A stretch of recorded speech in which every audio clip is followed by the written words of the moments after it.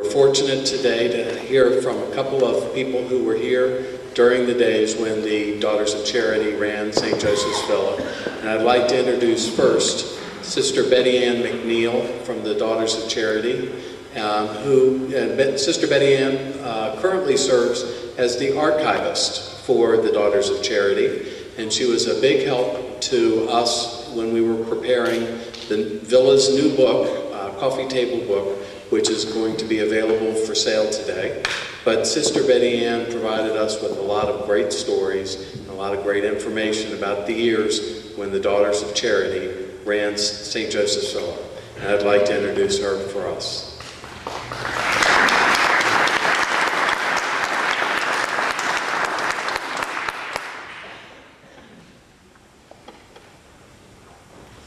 Thank you, Bruce, and happy anniversary to y'all.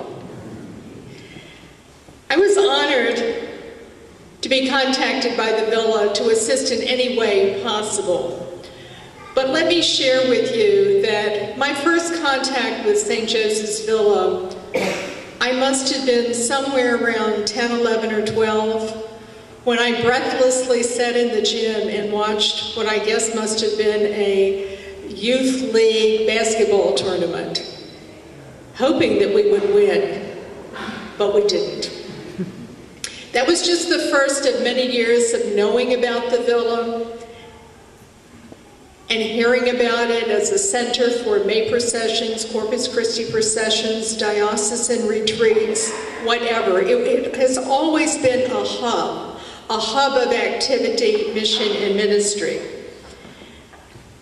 As a very young daughter of charity, I was only 25 when I was first assigned here.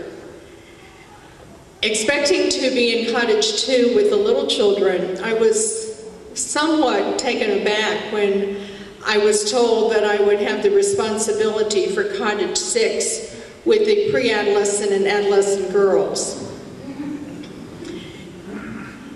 It was a challenge. It was the days of the early 70s, right in the midst of the cultural transformation and challenges and changes of the time.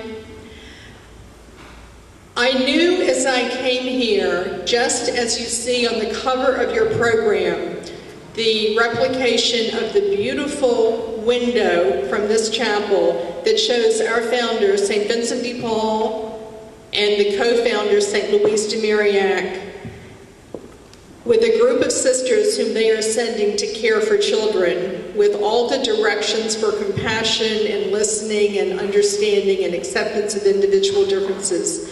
I knew when I came that I couldn't do it on my own, but I stood on the shoulders of all the sisters who had served at the Villa before me, and all of those sisters who had served millions of children around the world.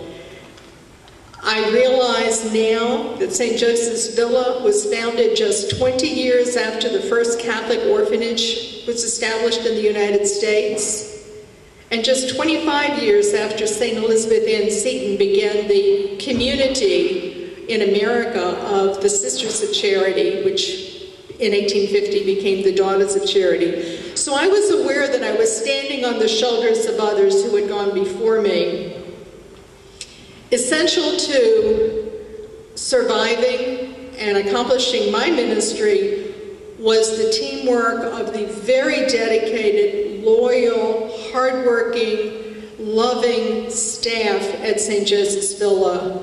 Some of the women had worked in the cottages for years. They had seen generations of children grow up. It was a very loyal group of folks from Richmond that really helped the sisters and continue to help the Villa staff.